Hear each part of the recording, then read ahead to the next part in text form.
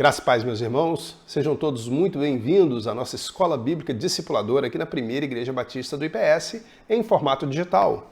Hoje nós continuamos o estudo sobre a vida e obra de Jesus. Nossa revista do trimestre é essa. Então, falamos sobre Jesus, sua vida e obra. Hoje, especificamente, lição de número 8. Falaremos sobre os milagres de Jesus. Não no aspecto de elencar os milagres, mostrar um a um. Não, nosso objetivo não é esse. Mas mostrar a importância desses milagres para a vida do Mestre, para o ministério dele, para a ação dele aqui na Terra e para nós hoje, para todos aqueles que foram impactados no tempo dele e também para nós. Como que esses milagres de Jesus impactam a nossa vida enquanto cristãos, enquanto servos e discípulos dele. Antes de começarmos efetivamente o nosso estudo, nós vamos orar, entregando esse tempo nas mãos do Senhor para que Ele possa nos iluminar e possamos compreender todas as verdades que a palavra traz para nós. Oremos então. Senhor Deus e Pai, nós agradecemos porque a Tua misericórdia e o Teu amor duram para sempre, porque o Senhor é bom em todo tempo. Agradecemos pela Tua palavra, Senhor, que estudaremos neste tempo. Muito obrigado por tudo, Pai. Esteja nos iluminando, esteja nos orientando e que possamos compreender tudo aquilo que o Senhor tem proposto para nós. Obrigado por tudo, em nome de Jesus. Amém. Amém. Então, o título da nossa lição é A Cura de Toda a Dor. Falaremos sobre os milagres de Jesus, a importância deles, por que os milagres. Nós já, ao longo dos nossos estudos, hoje é a lição de número 8, nas lições anteriores nós chegamos a falar sobre os milagres de Jesus, falamos sobre a autoridade que ele tinha sobre o mal, falamos sobre curas de diversas doenças e males, e tudo isso a gente já viu, mas hoje a gente vai entender de forma mais profunda, buscando na Bíblia, qual é o porquê desses milagres e por que realmente Jesus fez tantos milagres assim. Nós começaremos lendo um texto que está no Evangelho segundo João, capítulo 3, versos 1 e 2. Então, João 3, 1 e 2, o encontro de Jesus com Nicodemos é narrado nessa passagem, e a Bíblia nos diz o seguinte, João relata o seguinte: havia um fariseu chamado Nicodemos, uma autoridade entre os judeus. Ele veio a Jesus à noite e disse: Mestre, sabemos que ensinas da parte de Deus, pois ninguém pode realizar os sinais miraculosos que estás fazendo se Deus não estiver com ele. Então, Nicodemos, a gente vê aqui algumas nuances nesse texto. Nicodemos era um fariseu, um grupo que a gente já, inclusive, conversou em lições anteriores, um grupo que era extremamente... Jesus combatia muito esse grupo, pelas suas práticas, pela forma deles agirem. Jesus falou muito e discutiu muito com esse grupo. Mas um desses fariseus vem até Jesus, e é dito que ele vem à noite. Num texto que a gente vai ler mais à frente, a gente vai até entender por que ele veio à noite, mas ele vem à noite para conversar com Jesus e ele traz uma constatação de que os milagres e sinais que Jesus faz só podem ser feitos por alguém que veio da parte de Deus, se Deus estiver com ele, porque ninguém faz, ou fez, ou executa ações e sinais como esses, se Deus não estiver com ele. E a gente vai entender, então, primeiro, é importante que a gente compreenda o que efetivamente são milagres, o que seriam esses sinais miraculosos, o que é isso? Se a gente trouxer para uma definição humana, a gente vai ver que os dicionários definem milagres como, o Aurélio define como um fato sobrenatural oposto às leis da natureza. O Michaelis traz a definição de milagre como fato ou acontecimento fora do comum, inexplicável pelas leis da natureza. Então a gente percebe pelas duas definições que o milagre é algo que não está de acordo com as leis naturais convencionais. É claro que todos nós sabemos disso, né mesmo? A gente trouxe aqui mais por uma questão de definição, o nosso autor traz na revista, mas a gente sabe, até pelo ouvir a palavra ao longo da nossa vida, eu sei que o irmão ou a irmã já ouviu diversas vezes essa palavra, e a gente consegue compreender que o sentido é esse, é uma ação fora da normalidade, das leis naturais normais. Então Jesus ele age, e isso é interessante porque a gente começa a perceber que Jesus, quando opera milagres, ele está operando fora da esfera da normalidade natural. Ele está fazendo coisas que estão fora dessa normalidade. Mas por que ele faz isso? A gente vai entender que existem situações, ou existem elementos, ou o que efetivamente é evidenciado por esses milagres. O que esses milagres evidenciam? A primeira coisa que esse milagre evidencia, os milagres de Jesus evidenciam, a gente vê em Lucas 8, de 43 a 46.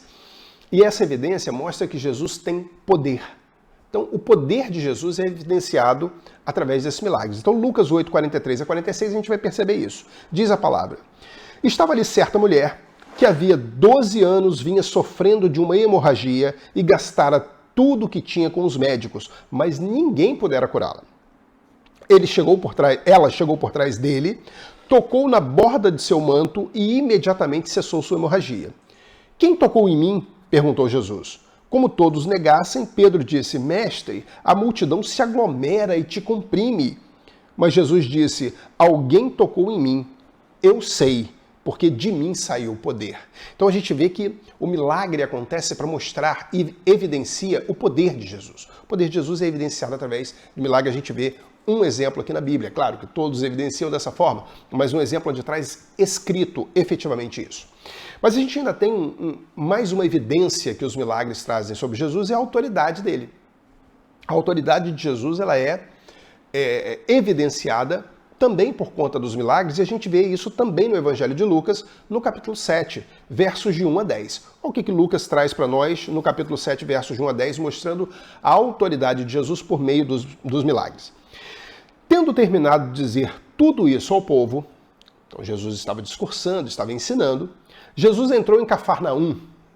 Ali estava doente, quase à morte, o servo de um centurião, a quem seu senhor estimava muito.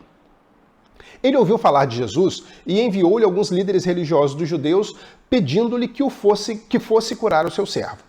Chegando-se a Jesus, suplicaram-lhe com insistência: este homem merece que lhes faça isso, porque ama a nossa nação e construiu a nossa sinagoga. Jesus foi com eles. Já estava perto da casa quando o centurião mandou amigos dizerem a Jesus: Senhor, não te incomodes, pois não mereço receber-te debaixo do meu teto. Por isso, nem me considerei digno de ir ao teu encontro. Mas dize uma palavra, e o meu servo será curado. Pois eu também sou homem sujeito à autoridade, e com soldados sob o meu comando, digo a um: vá, e ele vai, e a outro: venha, e ele vem. Digo ao meu servo: faça isto, e ele faz. Ao ouvir isso, Jesus admirou-se dele e, voltando-se para a multidão que o seguia, disse: eu lhes digo que nem em Israel encontrei tamanha fé. Então os homens que haviam sido enviados voltaram para casa e encontraram o servo restabelecido. Meus irmãos, nós vemos aqui esse homem, ele consegue, ele não é de Israel, a gente vê que ele é um centurião romano, e é interessante que ao longo das páginas dos evangelhos, do Novo Testamento como um todo, mas principalmente nos evangelhos, a gente vê que existe uma tensão muito grande entre os judeus, entre os israelitas e os romanos. Até porque os romanos estavam ali num poder imperial, político, obrigando, taxando de tributos de forma pesada, então eles não eram bem vistos. Mas nesse caso a gente vê um centurião onde os líderes religiosos dizem para Jesus: não, olha, faça por ele sim, porque ele ama a nossa nação. E não só ama, ele construiu a sinagoga para nós aqui em Cafarnaum, então, por favor, faça por ele. E Jesus: não, eu vou fazer sim. Mas aquele homem, ele vai além. Ele diz assim: não, eu não sou digno de te receber debaixo do meu teto, mestre. Não sou. Eu sou um pecador. Ele se coloca como sendo um homem que não é digno de receber Jesus. Mas ele consegue perceber que Jesus tem uma autoridade sobrenatural. E ele mostra, de acordo com a autoridade que ele tem, porque ele é um líder militar, por isso um centurião, e ele consegue perceber e ele diz isso: olha, eu sou um homem também, sou sujeito à autoridade, eu conheço como funciona a autoridade, e eu tenho pessoas sob o meu comando, eu também, ele diz, eu tenho autoridade no mundo físico, é o que ele está dizendo ali, eu tenho autoridade no mundo físico. Eu digo a um soldado: vai, o outro vem. E do mesmo jeito que eu tenho autoridade no mundo físico, o Senhor, mestre, tem autoridade no mundo espiritual. O Senhor não precisa vir aqui. Se o Senhor disser de onde estiver, a tua palavra se cumpre, porque o Senhor tem autoridade para isso. E Jesus, numa reação assim, diz: nossa, nem em Israel eu encontrei uma fé como essa. Jesus fala isso 2 vezes na Bíblia, meus irmãos. Uma é para esse centurião e outra é para aquela mulher sírio-fenícia, quando ela vai pedir a cura para a filha, que está com problemas muito sérios, e Jesus diz para ela, Jesus tinha ido descansar, e aquela mulher vai pedir, vai solicitar, e Jesus então vira para ela e fala assim: olha, não é lícito tirar o pão dos filhos e dar aos cachorrinhos. Em outras palavras, eu vim trazer para as ovelhas de Israel e não para você. você não é do povo. E ela diz assim, não, meu senhor, mas até os cachorrinhos comem das migalhas que caem da mesa do meu senhor. E aí Jesus vira e fala assim, não, mulher, nem Israel viu uma fé, grande a tua fé, não viu uma fé igual a essa, não, vai que já resolveu, está resolvido, pode ir que está resolvido. Então Jesus, aquele coração humilde, a gente vê humildade nesses dois corações, tanto desse centurião quanto daquela mulher.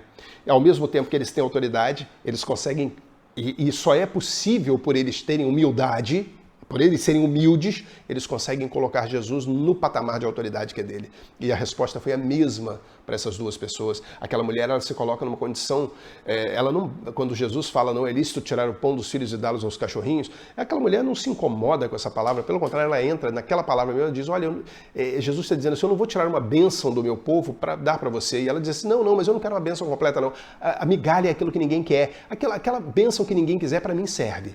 É isso que eu quero, Senhor. As migalhas que não interessam para ninguém, para mim, serão suficientes. Então a gente vê que quando o homem se coloca numa posição de humildade, nesse momento a gente consegue perceber a posição de autoridade de Jesus. Essas duas pessoas que nem do povo de Israel eram, conseguiram ver isso.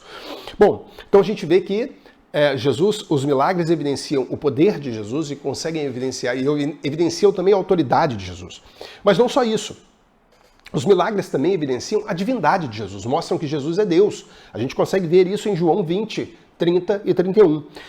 João 20, 30 e 31, olha o que João narra. Jesus realizou na presença dos seus discípulos muitos outros sinais miraculosos que não estão registrados nesse livro. Mas estes foram escritos para que vocês creiam que Jesus é o Cristo, o Filho de Deus, e crendo tenham vida em seu nome. Então João está dizendo, olha, Jesus realizou, a gente até vai falar que são muitos e muitos milagres mesmo que Jesus realizou, além destes que João narra no seu evangelho. E ele diz exatamente isso, olha, eu narrei esses milagres aqui, tem muitos outros, eu narrei esses por um motivo, para que vocês vejam que Jesus é o Filho de Deus. E aí ele está colocando Jesus no patamar da divindade, que é o que João faz no seu evangelho. Ele coloca Jesus no patamar da divindade o tempo todo. Ele começa dizendo isso, no princípio era o verbo estava com Deus e o verbo era Deus. Então aqui João mais uma vez, ele diz, olha, eu registrei esses milagres dele para que vocês saibam que ele é o Filho de Deus, para que vocês saibam que ele é Deus e sabendo disso, vocês tenham vida no nome dele. Então a gente vê que os milagres também têm como função evidenciar a divindade de Jesus. Então a gente já viu que os milagres evidenciam o poder de Jesus, a autoridade de Jesus e a divindade de Jesus. Três coisas que os milagres trazem e evidenciam. Mas ainda tem mais uma evidência que os milagres conseguem trazer, a perspectiva que os milagres conseguem trazer, que é a própria missão de Jesus. Então, os milagres, eles evidenciam a missão de Jesus. E qual é a missão de Jesus? Qual é a missão de Jesus? A missão de Jesus é resgatar a humanidade, a missão fundamental. Mas é interessante que Jesus ele fala sobre a missão dele em alguns momentos, mas tem uma passagem muito interessante que está lá em Lucas 4, 16 e 19, onde Jesus traz uma profecia do Antigo Testamento e coloca sobre a vida dele. Ele traz essa profecia e mostra, olha, essa profecia está se cumprindo em mim, está se cumprindo na frente de vocês hoje. Então Lucas 4, 16 e 19, olha o que está escrito. Ele foi a Nazaré, onde havia sido criado, e no dia de sábado entrou na sinagoga como era seu costume. E levantou-se para ler. Foi-lhe entregue o livro do profeta Isaías. Abriu-o e encontrou o lugar onde está escrito: O Espírito do Senhor está sobre mim, porque ele me ungiu para pregar boas novas aos pobres, ele me enviou para proclamar liberdade aos presos e recuperação da vista aos cegos, para libertar os oprimidos e proclamar o ano da graça do Senhor. Então ele está falando aqui sobre a missão dele. Ele está dizendo, o Espírito do Senhor está sobre mim porque ele me ungiu para pregar boas novas, me enviou para proclamar liberdade aos cativos, para trazer vista aos cegos. Então a gente vê que Jesus, os milagres também evidenciam a missão de Jesus. E a gente vê que em Mateus 4, 23, quando há o que a gente já falou várias vezes aqui ao longo desses estudos, né, fala sobre o chamado ministério tríplice de Jesus, ele diz, em Mateus 4, 23, Jesus foi por toda a Galileia, e aí o primeiro, ensinando nas sinagogas deles, pregando, segundo as boas novas do reino, e curando todas as enfermidades e doenças entre o povo. Então, se a gente pegar esses dois textos que a gente leu, o de Lucas, onde ele traz a profecia de Isaías, e mostra que Isaías estava falando dele e esse de Mateus, a gente consegue perceber que a missão de Jesus, esses milagres, eles evidenciam também a própria missão do Cristo. A gente consegue perceber isso. Então Jesus, 4, é claro que a gente trouxe aqui de uma forma condensada, né? Então a gente viu 4 evidências que são fundamentais de acordo e apresentados ou embasados pelos milagres de Jesus, que são o seu poder, sua autoridade, a sua divindade e a sua missão. A gente consegue perceber que os milagres evidenciam isso. É claro que isso, como nós dissemos até no início, tudo isso é para mostrar o maior milagre de todos. Jesus ele vem para resgatar a humanidade.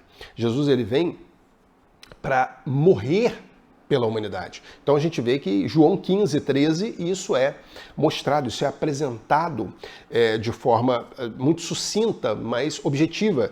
E João 15, 13 diz: ninguém tem maior amor do que aquele que dá a sua vida pelos seus amigos. Então, Jesus ele traz, ele evidencia por meio dos milagres para chegar até o milagre maior de todos, que é ele substituir a pena, ou ser um substituto no nosso lugar. A pena que era nossa é paga, ou ele paga a pena que seria nossa. Isso que é o maior milagre de todos. Essa recuperação da humanidade, essa reaproximação da humanidade de Deus por meio do sacrifício vicário, né, ou substitutivo de Jesus. E a gente vê que isso nos dá uma perspectiva dos milagres que ela não se concentra efetivamente no que aconteceu com aquelas pessoas que estavam ali. Porque nós vemos que Jesus, quando ele cura, é uma bênção direta para uma pessoa. Quando ele liberta uma pessoa de uma possessão, aquilo é positivo e aquilo é uma bênção direta para a vida da pessoa ali. Uma bênção direta para a vida da pessoa. Mas a gente vê que existe um projeto maior do que esse. Os milagres de Jesus têm um projeto de eternidade. Porque a partir do momento que ele está fazendo aquilo ali para aquela pessoa, a gente vê que, e a gente estudou isso na semana passada, na nossa lição anterior, a gente estudou exatamente isso, que quando Jesus promovia principalmente a libertação do mal, ou as curas, em todos os casos, o objetivo era uma transformação de vida. Ele curava, ele libertava do mal, das possessões, dos males em geral, mas o objetivo era transformar a vida da pessoa, resgatar a vida da pessoa. A gente viu isso muito bem. Se o irmão, se a irmã esqueceu ou não assistiu, a nossa lição anterior nós falamos muito sobre isso. Então, o objetivo era esse. E isso traz uma ação perene, uma ação eterna, porque age na vida da pessoa naquele tempo, mas há uma transformação que leva a pessoa a gozar de uma eternidade com Cristo por conta disso. E para nós, traz esses milagres, tem o mesmo sentido, porque os milagres descritos na Bíblia, que nos fazem crer que Jesus é o Filho de Deus, como nós vimos em João descrevendo isso, também nos levam a ter uma vida eterna com Cristo. Então os milagres não são um fim em si mesmo. Os milagres não têm o objetivo de ser, não são o objetivo final. O objetivo final é a comunhão com Deus e uma eternidade com Ele. Isso aqui é muito importante, que a gente não pode perder de vista nunca. Não houve só aquele tempo e hoje é eterno. O projeto de Deus para a humanidade, para aqueles que são seus, é um projeto de eternidade. Então a gente vê que existem esses são propósitos, né, dos milagres de Jesus. E se a gente for olhar bem, existe uma relação muito direta entre Jesus e milagres. Jesus ele realizou 35 milagres descritos no Novo Testamento, nos Evangelhos. 35 milagres Jesus realizou, entre curas, entre poder sobre curas, ressurreições, poder sobre a natureza, né? Acalmou a tempestade, andou sobre as águas, libertou de possessões. Então, Jesus ele teve uma vida muito profícua, né? Com bastantes eventos de essência sobrenatural. Mas a gente vê que esses milagres, eles não foram só esses. Existiram tantos outros milagres que não foram registrados. A gente viu João 20:30, a gente já chegou a ler. Jesus realizou na presença dos seus discípulos muitos outros sinais miraculosos que não estão registrados nesse livro. E em João 21:25 ele diz: Jesus fez também muitas outras coisas. Se cada uma delas fosse escrita, penso que nem mesmo no mundo inteiro haveria espaço suficiente para os livros que seriam escritos. Então o próprio evangelista narra isso. Olha, eu coloquei esses aqui, mas tem muito mais. Os milagres, são muito mais abundantes do que aquilo que a gente colocou. E ele usou até uma hipérbole, né? Acho que nem todos os livros do mundo, é claro que é hiperbólico. Se a gente começasse a escrever, a gente conseguiria uma vida de 3 anos de ministério, conseguiria, mas ele colocou como sendo algo assim realmente muito grande. O objetivo dele era mostrar toda a grandiosidade desses milagres. E o próprio Jesus, ele cita isso. Se a gente olhar, por exemplo, em João 4, de 46 a 48, olha o que Jesus diz. Mais uma vez, João 4, 46 a 48. Mais uma vez ele visitou Caná da Galileia, onde tinha transformado água em vinho, que é considerado o primeiro milagre de Jesus, a transformação da água em vinho. E havia ali um oficial do rei, cujo filho estava doente em Cafarnaum. Quando ele ouviu falar que Jesus tinha chegado a Galileia, vindo da Judeia, procurou-o e suplicou-lhe que lhe fosse curar seu filho, que estava à beira da morte. Disse-lhe Jesus: se vocês não virem sinais e maravilhas, nunca crerão. Então a gente percebe que o objetivo de apresentar Jesus como Filho de Deus tem essa característica. O próprio Jesus diz isso: olha, vocês precisam ver sinais e maravilhas, porque se vocês não veem, vocês não creem. Vocês têm que ver isso. Isso é o objetivo, isso faz parte do ministério de Jesus e ele mesmo coloca. Agora, uma coisa que é interessante, que a gente não pode esquecer nunca, isso é muito profundo, a gente tem que ter sempre em mente isso. Jesus, ele deixa muito claro ao longo do ministério dele, quando ele vai realizando os sinais, e todos eles, a gente vê que Jesus multiplicou pão, Jesus, a gente viu, transformou água em vinho. Jesus, ele acalmou tempestade, ele andou sobre as águas, ele curou pessoas de diversos males, ele curou cego de nascença, e é interessante que se a gente olhar em João capítulo 9, a gente vê que na Bíblia outros profetas, outros homens de Deus também realizaram milagres. A gente vê, por exemplo, até mesmo a ressurreição. Elias ressuscitou, um jovem, Eliseu, até mesmo depois de morto, uma pessoa tocou em seus ossos e ressuscitou. Então a gente vê que tem alguns outros milagres que acontecem ao longo da Bíblia. Mas em João 9, é dito que tem um milagre que é exclusivo de Jesus. Jesus curou um cego de nascença, em João 9. E esse cego diz, olha, esse homem é de Deus, sim, porque nunca se ouviu na história que alguém tivesse conseguido trazer vista a um cego de nascença. Ou abrir os olhos ao cego de nascença, né? Ninguém tinha conseguido isso até então. A gente vê que esses milagres, Jesus ele vai fazendo, não são exclusividade deles, mas no ministério dele tem uma característica especial. Só que Jesus, ele não quer, o objetivo dele ao longo desse tempo ministerial dele, o objetivo ao longo do tempo ministerial é não se autoproclamar. Isso é uma coisa muito interessante, meus irmãos. Jesus, quando ele assume a forma de homem, ele deixa a glória da divindade, mesmo ele sendo Deus, ele é homem e Deus, mas ele deixa a glória da divindade. Isso não quer dizer que ele deixou de ser Deus, mas ele deixou a glória da divindade. Ele, quando está aqui em sua missão inteira, o objetivo dele é apontar para o Pai. Isso é uma coisa muito interessante. Se a gente for analisar isso, a gente consegue perceber que há uma sinergia de trabalho muito grande entre Pai, Filho e Espírito Santo. Existe um objetivo fundamental e final, apesar de serem pessoas independentes entre si, mas tem um objetivo em comum.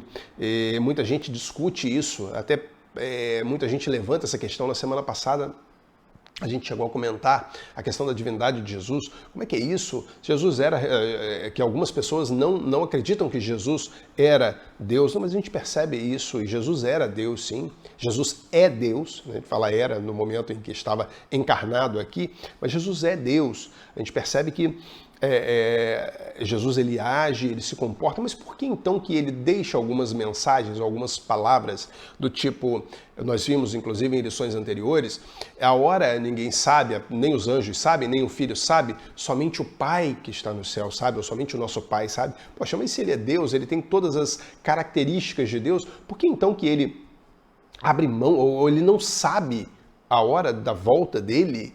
Por que isso? Então ele não é Deus. Nós temos que compreender isso. Enquanto Jesus está em sua forma humana, e é uma coisa muito interessante, meus irmãos, que só abre mão quem tem. Só é possível abrir mão de alguma coisa quem tem aquilo. Quando Jesus deixa a glória dele e vem, ele abre mão de algumas coisas porque ele quer. Então ele pode, e é possível isso, né? A gente vê que no processo de salvação, o que é chamado de economia da Trindade ou Trindade econômica. E a gente tem a ideia da economia, isso é um parêntese aqui só para a gente entender algumas coisas, tá, meus irmãos? Quando a gente fala em economia, a gente sempre lembra em finanças, mas economia é uma palavra que tem o sentido de organização.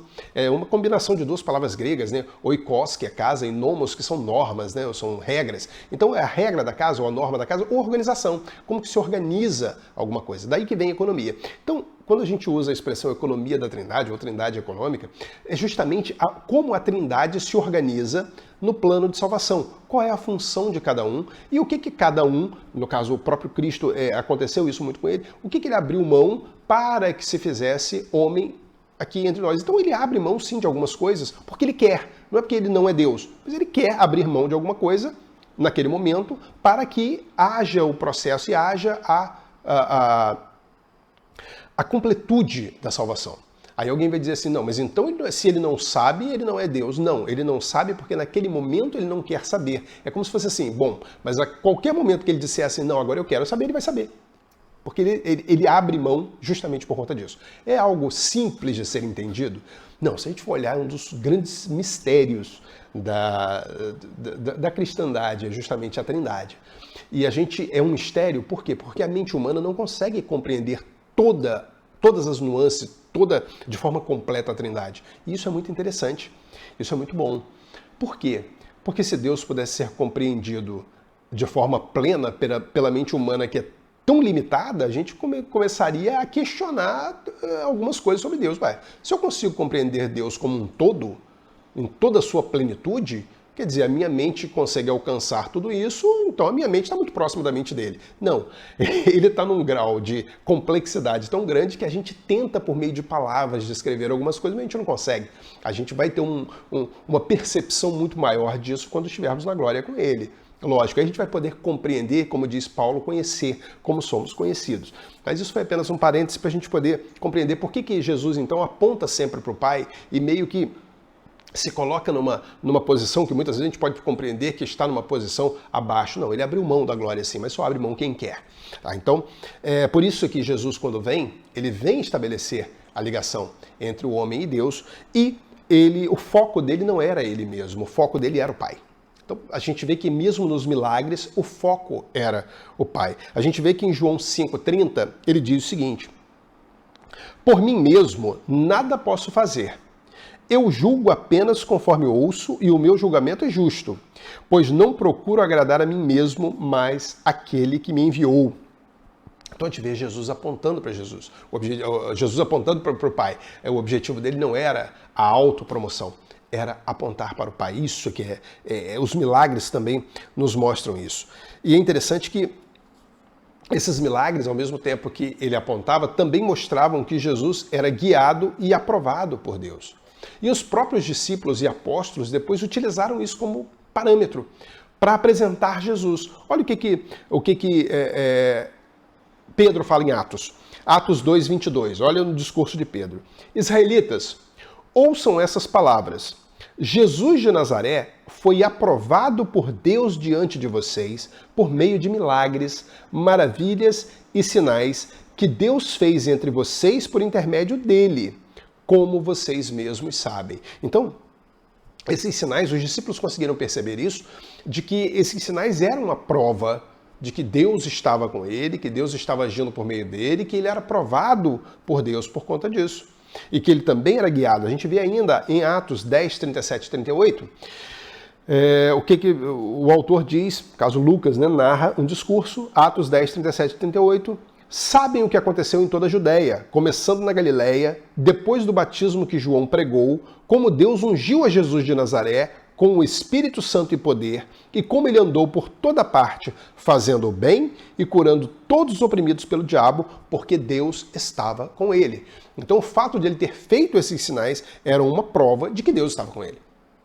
Ele era guiado pelo Pai e ele era aprovado pelo Pai. Então isso traz uma uma base para que os discípulos e os apóstolos, a gente está lendo o livro de Atos, já no início, o livro de Atos a gente sabe que ele abarca mais ou menos os 30 primeiros anos da igreja, e uma das evidências, a gente está falando de evidência, uma das evidências de que Jesus era realmente o Messias, o Filho de Deus, o Deus encarnado e tudo isso, eram os milagres, era o que a gente acabou de ler aqui, tanto em Atos 2:22 quanto em Atos 10:37 e 38.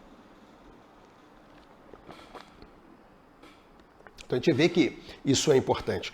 Agora, a gente vê que não era só apontar para o Pai, ele apontava para o Pai fazendo isso por meio de uma vida de abnegação. Ele apontava para o Pai, muitas vezes abrindo mão de si mesmo, abrindo mão de fazer por si. Ele estava sempre olhando pelo outro. A ideia é essa. Quando a gente está falando dos milagres de Jesus, a gente está sempre vendo Jesus olhando para o outro com compaixão, com amor, com carinho, com cuidado, com zelo. É isso que Jesus está fazendo. A gente vê, por exemplo, e a gente vê que isso é um contraste muito grande com o mundo. A gente vê em Lucas 9:23, Jesus dizendo isso. Ele diz que, do mesmo jeito que ele fez, ele diz que nós devemos fazer. Olha o que ele diz em Lucas 9:23. Jesus dizia a todos: se alguém quiser acompanhar-me, negue-se a si mesmo, tome diariamente a sua cruz e siga-me. Então ele está dizendo, olha, do mesmo jeito que eu estou fazendo, que eu tenho cuidado, que eu faço, que eu muitas vezes abro mão do meu conforto, abro mão de mim mesmo, da mesma forma eu peço que vocês façam o mesmo. Essa é a questão, negue-se a si mesmo. Porque quando você não se nega, quem está no centro é você, é o seu ego. Então, quando você se nega, você realmente está dando espaço para que Jesus e para que o Espírito Santo possa atuar. A gente vê ainda em Mateus 14:14, aí trazendo especificamente sobre a vida dele, Mateus narra o seguinte: quando Jesus saiu do barco e viu tão grande multidão, teve compaixão deles e curou os seus doentes. Olha, Jesus tendo essa compaixão. Primeiro Jesus, ele mostra compaixão e depois ele pede que nós tenhamos também compaixão. A gente estudou bastante isso também na semana anterior. Essa questão da gente abrir mão e fazer do jeito que ele fez. Ele cita, ele é o exemplo para nós. Então, ele está falando justamente, ele sai do barco e ele vê as multidões e ele tem compaixão dessas pessoas.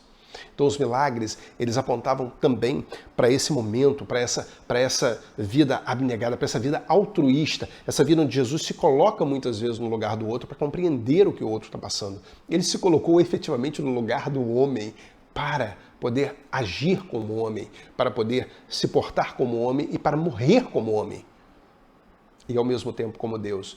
Porque isso é a única forma de trazer salvação para nós, seria isso.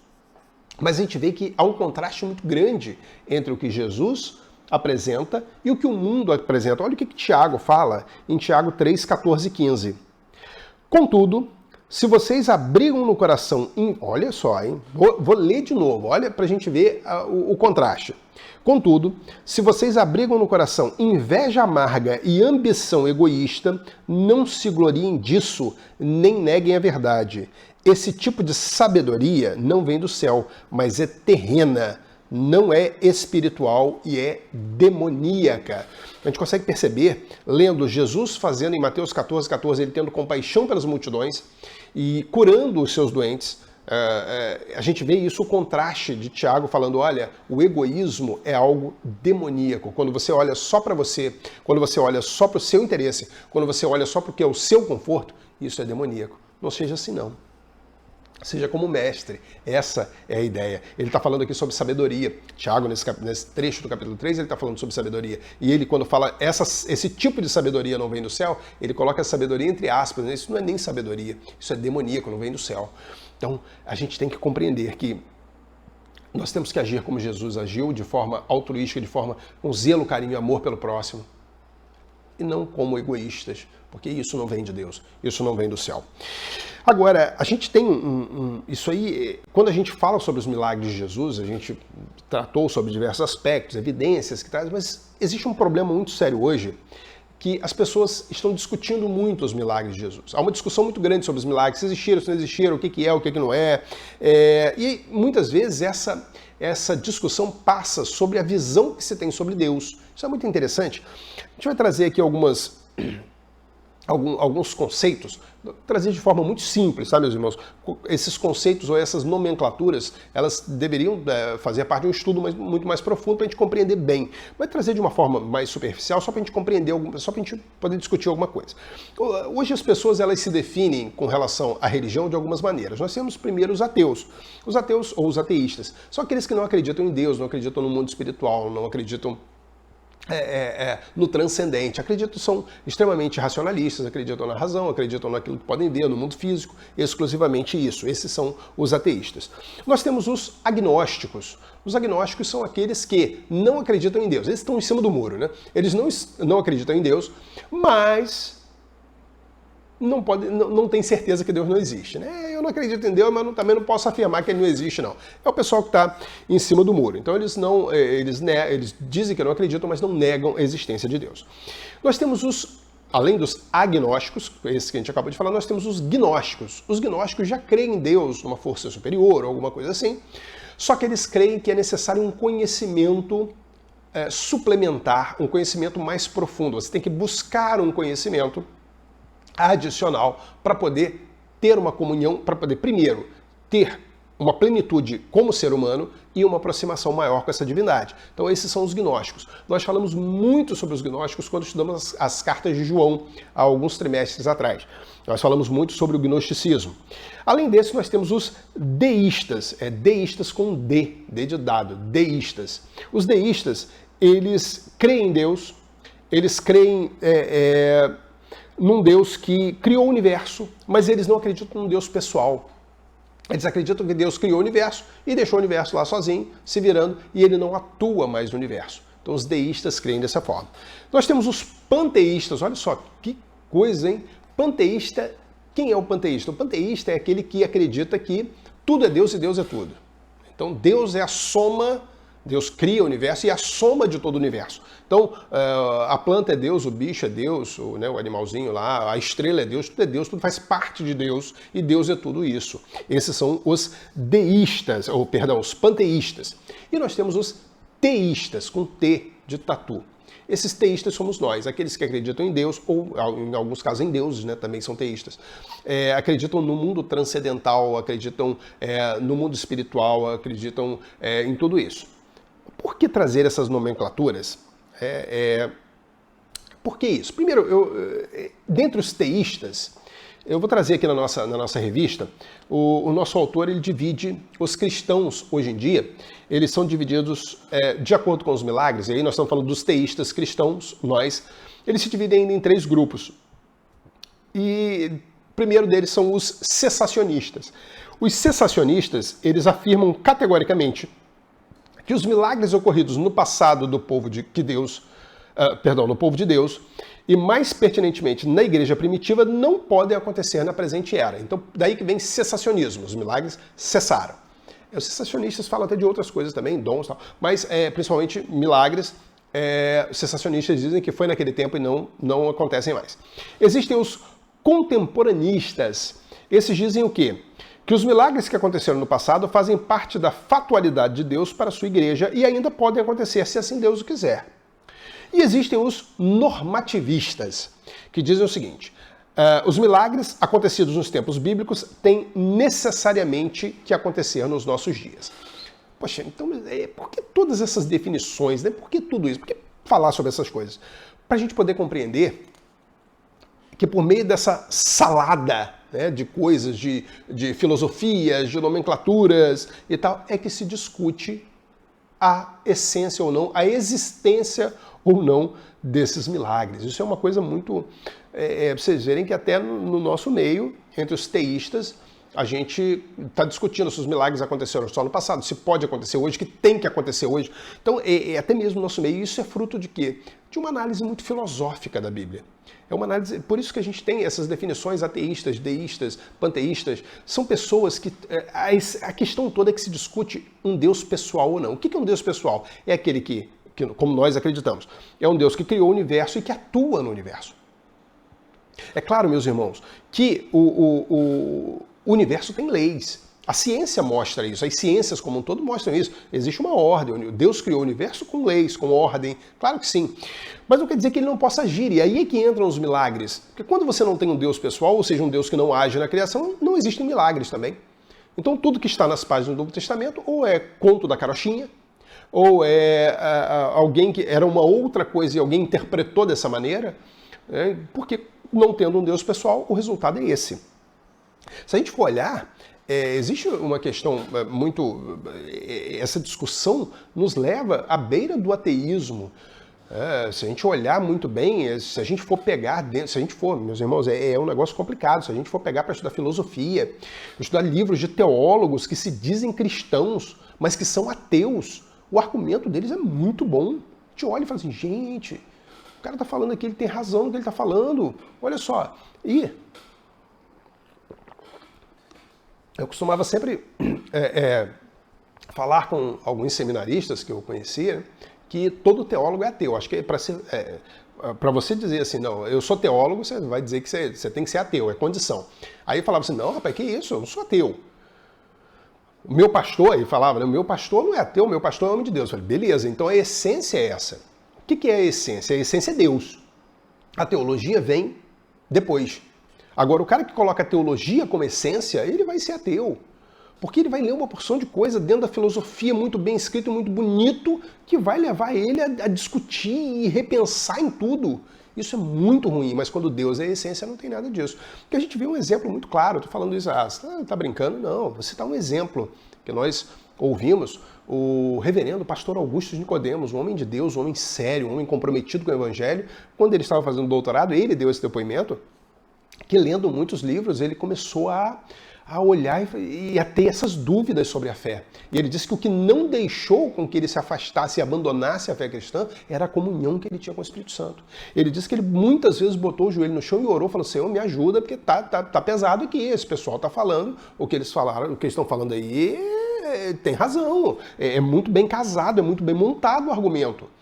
Até que ele conta, né, que ele entrou em contato com o orientador dele, lá, o professor que estava orientando ele, e falou, rapaz, olha, eu tô com um problema, o fulano de tal, o livro que você mandou eu ler, tal, o cara fala isso, o outro fala aquilo, e isso é muito bem montado. Aí o professor virou para ele e falou assim, não, rapaz, que isso? Ó, para esse aí você lê tal que já desmonta essa tese. Então o próprio professor foi passando para ele livros que já debatiam e combatiam e desmontavam a tese do outro. E aí ele, claro, que a essência principal foi a comunhão com Deus, mas aí ele já trouxe outros pensamentos que o tranquilizaram, né? A ideia é essa. Então é isso, meus irmãos. A discussão sobre um Deus pessoal, sobre isso leva a você duvidar dos milagres da própria essência de Deus. E a gente não pode deixar isso acontecer. Jesus, ele vem justamente para trazer Deus, para mostrar Deus, e não o inverso. Não é para a gente discutir os milagres. É para a gente discutir essas questões. A gente vê que quando a gente coloca Deus como essência, acabam todas as discussões, acabam todas as nuances, acaba o ateísmo, acaba tudo. Porque quando a gente coloca Deus como essência, a gente vê Deus é o único, Deus é eterno, Deus é todo-poderoso. Então a gente não pode, se Deus ele é pessoal, ele está agindo, e a gente vê isso, ele é todo-poderoso, mas age na criação. É isso que é interessante, ele cria o universo e ele age. Olha o que a gente, quando a gente tenta colocar Deus, tirar Deus desse mundo pessoal, a gente meio que está querendo impedir o oceano com uma parede de caixinha de fósforo. A gente monta uma parede de caixinha de fósforo e quer porque a gente está limitando Deus de alguma forma. A gente sabe que não vai conseguir fazer isso nunca. O mar vai vir, vai levar fósforo, vai levar caixinha, vai levar tudo. A gente não consegue. Mas tem gente fazendo isso, querendo limitar Deus.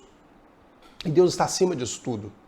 Deus tem que ser a essência, não só da nossa vida, mas também na leitura que nós temos da Bíblia. Deus é a essência disso. Deus é um Deus pessoal. Ele está falando com a gente através da Bíblia.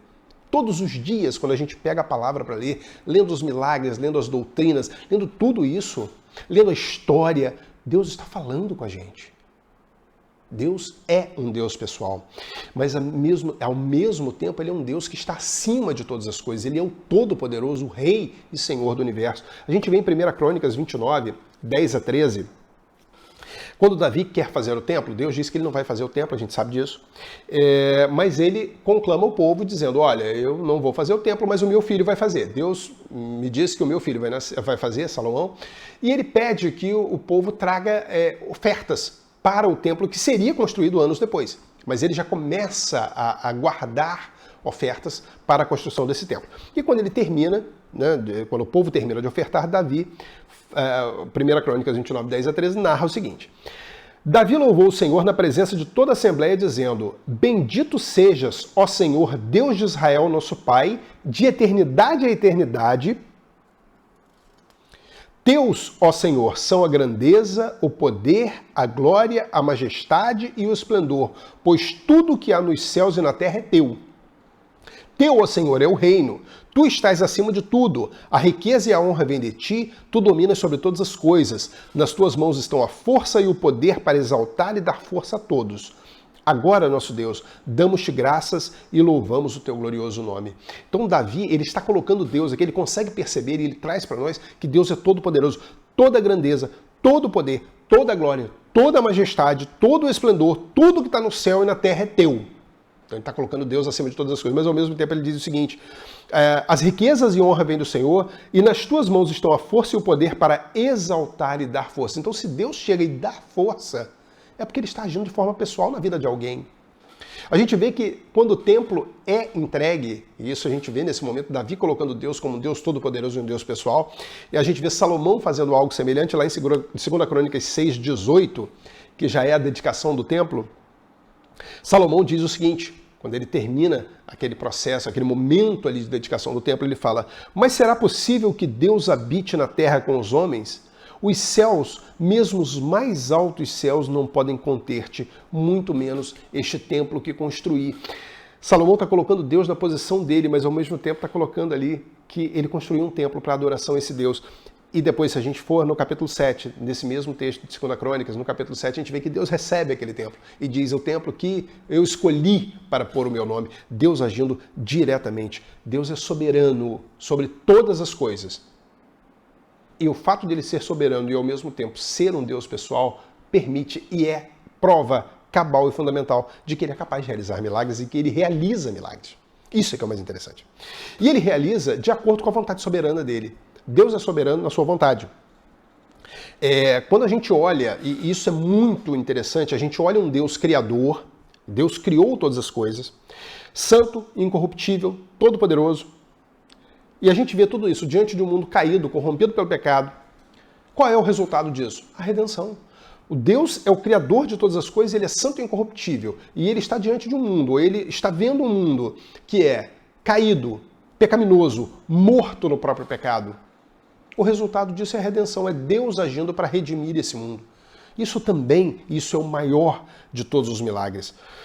A gente vê que a gente chegou a citar, ao longo dos tempos, muitos duvidaram, né, de um Deus pessoal, muitos duvidaram dos milagres por conta disso. E isso não é algo muito... Infelizmente, isso aconteceu ao longo do tempo, não foi tão comum, mas também não foi tão incomum assim. A gente vê que o próprio Jesus, ele fala que isso aconteceu mesmo nos tempos dele. Se a gente olhar, por exemplo, João 12, 36 e 37, olha o que está escrito. Creiam na luz enquanto vocês a têm, para que se tornem filhos da luz. Terminando de falar, isso aí é o finalzinho de um discurso, né? A gente quer exatamente esse ponto. Terminando de falar, Jesus saiu e ocultou-se deles. Mesmo depois que Jesus fez todos aqueles sinais miraculosos, não creram nele. Por que essas pessoas não creram nele? Quais seriam os motivos? A gente pode perceber que quando as pessoas duvidam de um Deus pessoal, ou elas estão...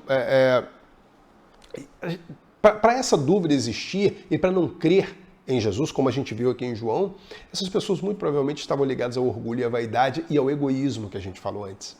E a gente consegue ver isso de forma ainda mais intensa. Nós vamos ler João 12, 42, 43, ou seja, é a continuação, né? A gente leu João 12, 36, 37, né? Que não creram nele, mas no 12, 42, 43, João traz uma parte, um apêndicezinho, ele diz o seguinte, ainda assim, muitos líderes dos judeus creram nele. Opa! Então creram, mas olha o que acontece. Mas por causa dos fariseus, não confessavam a sua fé, com medo de serem expulsos da sinagoga, pois preferiam a aprovação dos homens do que a aprovação de Deus. Então muitos preferiam, às vezes chegaram a crer em Jesus, chegaram a crer nele, mas estavam mais preocupados com a aprovação do homem e por isso não falavam, ficavam quietinhos. Isso muito provavelmente foi o que aconteceu com Nicodemos, que a gente falou lá no início da lição. Isso muito provavelmente aconteceu com ele. Tanto é que ele vai ver Jesus à noite, para que ninguém soubesse, né, que ele estava vendo Jesus. E a gente ainda vê que nem, numa situação dessa, nem mesmo milagres podem resolver. Olha o que a gente tem em Lucas 16, de 27 a 31, num texto que é muito famoso, que é a história que conta sobre o rico e Lázaro. Ele respondeu, o rico, então ele suplica o pai. Isso aí a gente não vai ler o texto todo, né? Eles já morreram. O rico então fala para Deus. Então ele suplica o pai, manda Lázaro ir à casa de meu pai, pois tenho 5 irmãos. Deixa que ele os avise, a fim de que eles não venham também para este lugar de tormento. Aí no caso é o pai Abraão, né, que é chamado. Abraão respondeu, eles têm Moisés e os profetas, que os ouçam. Aí não, pai Abraão, disse ele, mas se alguém dentre os mortos fosse até eles, eles se arrependeriam. Abraão respondeu, se não ouvem a Moisés e aos profetas, tampouco se deixarão convencer, ainda que ressuscite alguém dentre os mortos. Então a gente vê que dependendo do coração da pessoa, se ela não consegue, e é isso que está dizendo aqui, se ela não consegue crer na Bíblia, se ela não consegue crer no que a Bíblia diz, ainda que um morto ressuscite, essas pessoas não vão aceitar e não vão compreender e não vão se convencer da grandiosidade e da profundidade de Deus. E nós vemos que ainda existe mais um texto em João 11, 47 e 48. Então os chefes de sacerdotes e os fariseus convocaram uma reunião do Sinédrio. O que estamos fazendo? Perguntaram eles. Aí está esse homem realizando muitos sinais miraculosos. Se o deixarmos, todos crerão nele, e então os romanos virão e tirarão tanto o nosso lugar como a nossa nação. Então a gente vê que nesse caso aqui, exatamente o orgulho, aqueles homens não queriam crer em Jesus, apesar de dizer, aí está esse homem realizando muitos sinais miraculosos, mas eles não quiseram crer e eles não deram crédito a Jesus. Por quê? Porque senão eles perderiam o posto deles. Virão os romanos e nós perderemos tanto o nosso lugar quanto a nossa nação. Eles preferiram o terreno, o humano, o que está aqui, o que está agora, a eternidade com Cristo, ou a crer que Jesus é o Filho de Deus. E essa vida é uma vida muito ingrata. A vida de quem opta por não acreditar em Jesus, num Deus pessoal, nos milagres, é uma vida muito ingrata. Uma pessoa que não crê nisso é uma pessoa que não vai chegar diante de um doente e orar por aquele doente porque não tem milagre. Vai orar por quê? Não existe milagre. Por que a gente vai se preocupar com isso? Por que a gente vai se preocupar por orar? Por que a gente vai se preocupar? Não precisa. Eu estou passando uma necessidade, não vou orar, não preciso ter uma comunhão com Deus. Deus não é um Deus pessoal, eu não preciso. Isso é uma vida muito ingrata. Isso é uma vida muito triste. Isso é uma vida que realmente é dolorosa. Mas a gente tem que focar em Cristo. Porque quando nós focamos em Cristo e nós focamos nos milagres, nós percebemos que não existe nada que seja impossível para Deus. Quando a gente deposita a nossa esperança nisso, não existe impossibilidade nenhuma para Deus, nem mesmo a morte é impossibilidade para Deus. Quantos mortos foram curados nas páginas das Escrituras? A gente vê em Mateus 19, 26, que Jesus olhou para eles e respondeu, para o homem é impossível, mas para Deus todas as coisas são possíveis. Todas elas. Todas elas. Deus é um Deus pessoal. Jesus estava ouvindo no tempo dele. Jesus estava ouvindo os problemas, as dificuldades de cada uma dessas pessoas. Jesus estava atuando de forma poderosa na vida dessas pessoas com milagres, sinais. Deus é um Deus pessoal que age do mesmo jeito hoje. Basta ele querer. Se ele quiser, ele vai agir e ele vai promover sinais, ele vai promover milagres, ele vai promover o que ele quiser. Sabe por quê, meu irmão? Porque lá em Hebreus 13, 8, o autor de Hebreus diz o seguinte, Jesus Cristo é o mesmo ontem, hoje e para sempre. Essa é uma certeza que nos traz, essa expressão bíblica nos traz a certeza de que o Deus que agiu ontem através do seu Filho Jesus é o mesmo que está agindo hoje e vai agir eternamente. Deus é um Deus pessoal. Deus é um Deus, além de pessoal, é o Todo-Poderoso. Ele é capaz de realizar milagres e ele realiza milagres hoje, de acordo com a vontade dele e de acordo com a nossa fé. Isso mesmo ele mesmo deixou isso como mensagem para nós. Que Deus abençoe a palavra dele estudada neste tempo. Nós vamos orar entregando este momento, entregando este tempo, agradecendo por tudo que Jesus fez no passado e tudo que ele faz até hoje. Vamos orar, meus irmãos. Senhor Deus e Pai, nós agradecemos porque a Tua misericórdia dura para sempre, agradecemos porque o Senhor é o mesmo ontem, hoje e eternamente, agradecemos porque os milagres que o Senhor fez no passado, o Senhor também os faz hoje, Pai. Para a glória do Teu nome, o Senhor continua fazendo milagres, para a glória do Pai, o Senhor continua fazendo milagres. Muito obrigado, Senhor, que cada um de nós, cada um de nós ouvindo, estudando a palavra neste tempo, possamos saber, possamos depositar nossa confiança no Senhor. Sabermos que o Senhor é Deus, o Senhor é todo-poderoso e o Senhor nos ouve e nos atende nas nossas aflições. Muito obrigado por tudo. Pai, esteja conosco neste tempo, continua recebendo o nosso louvor, nossa adoração, em nome de Jesus. Amém, amém.